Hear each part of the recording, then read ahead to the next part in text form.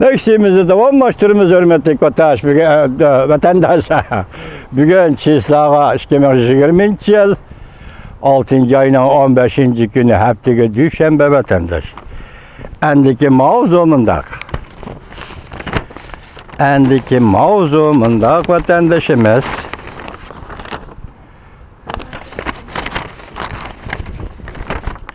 Amerika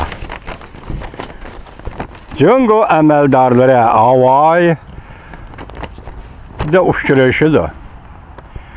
Davlat ishlar kotibi Mike Pompeo Beijingni yana tanqid qildi. Mavzular xabar 6-oyning 14-kuni Vanvet orbitida e'lon qilindi. Xabar bunday boshladi. Amerika Jungo munosabati jiddiylashayotgan bir paytda Amerika Qo'shma Shtatlari davlat ishlar kotibi Mike Pompeo o'sha hafta Hawaiida Jungo amaldori bilan uchrashadiganligini bildirmoqda. Davlat ishlar kotibi yakshanba kuni bir maydon faoliyatga qatnashganda yana bir qatam mundaq ko'rsatdi. Jungo Kompartiyasi erkin dunyoning turmush shakliga tahdid olib keldi dedi ve başka devletlerinin hoşyarlığını keltirip çıkardı deb ko'rsatdi. Davlat ishlar kotibi Mike Pompeo 6-oyning 14-kuni Amerika Jo'ishlar jamiyatining bir maydon televizor xabarlari yig'iniga qatnashganda bunday ko'rsatdi. Jungo tadrijiy Amerika va yana boshqa erkin davlatlarning xalqlarning erkinligiga, turmush shakliga kirish e'lon qildi. O mundaq dedi: "Biz cho'qim Jungo Kompartiyasining bizning turmush usulimizga qarshi elib kelgan tahditlaridan hoşyar bo'lishimiz lozim." Amerika Jungo munosabati yaqinda yuqumliq virus portlagandan bir texmi jiddiylashib ketdi. O'tgan bir necha oy ichida davlat ishlar kotibi Mike Pompeo va boshqa Amerika amaldorlari Jungoning yuqumli virus ahvolini yoshirganligini tanqid qildi. Bundan boshqa davlat ishlar kotibi Mike Pompeo o'tgan bir necha hafta ichida Jungo hukumatining Hong Kongda davlat bexatarligi qonunini yo'l qo'ymoqchi bo'layotganligini qattiq tanqid qildi.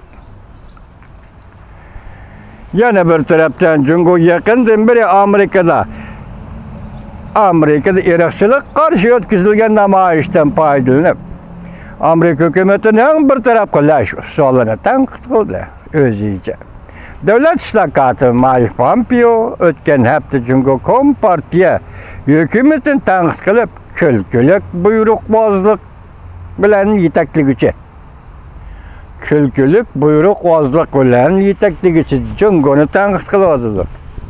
Yetakligichi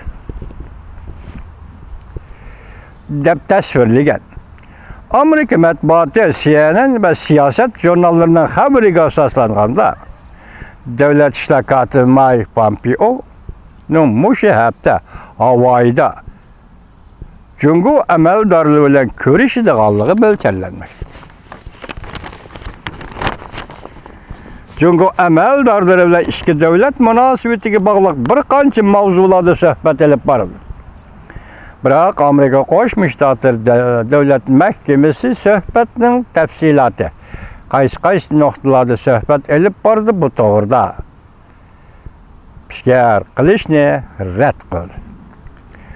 Amerika vaqti yakshanba kuni kechda Amerika davlat mahkamasi Twitter orqali Amerika Qo'shma Shtatlari prezident Trampning Amerika Jungo munosabati to'g'risida yaqinda bildirgan ifodasini e'lon qildi. Prezident bunday ko'rsatdi: Amerika Jungo bilan o'choq va qurilish xarakterli munosabatni saqlab qolishni umid qildi. Lekin Amerika o'zining davlat manfaatini qat'iy qo'g'daydi.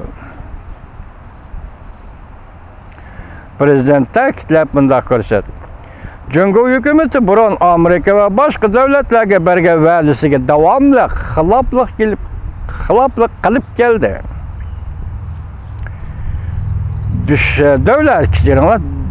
Davlat ishlar kotibi Mike Pompeo Jungo amaldorlari bilan havayda kirishgandan başqa Amerika Qo'shma Shtatlari Davlat Mahkamasi harbiy tayyorliklar musobaqasini tizginlash bo'yicha alohida vakili Marshall Bensali Muşu ayda Vina şehrida Rossiya amaldorlari bilan harbiy tayyorliklarni tizginlash bo'yicha yig'in ochadiganligi mo'ljallanmoqda. Bensali Twitter'da fikr qoldirib mundaq ko'rsatdi. Amerika Qo'shma Shtatlari Jungoni bu yig'in qatnashishga taklif qildi. Lekin Jungo bu yig'inga qatnashmaydiganligini bildirdi. Lekin Jungo bu yig'in qatnashmaydiganligini bildirdi. Amaliyotda bu ish nayta katta ish. Rossiya, Amerika ikki davlat binoda yig'in o'tkazdi. Bu yig'in harbiy tayyorliklarni tizginlash yig'ini shu to'g'rida. Agar buning Jungo qatnashmaydigan bo'lsa, Amerika Qo'shma Shtatlari bilan 3-4 qatim qo'ydi bu taklifni. Qatnashmaydigan bo'lsa, uningdagi vaziyat qanday bo'ladi? Bu intayin muhim bo'libmi? Yadro qurollari, raketa qurollarini cheklash.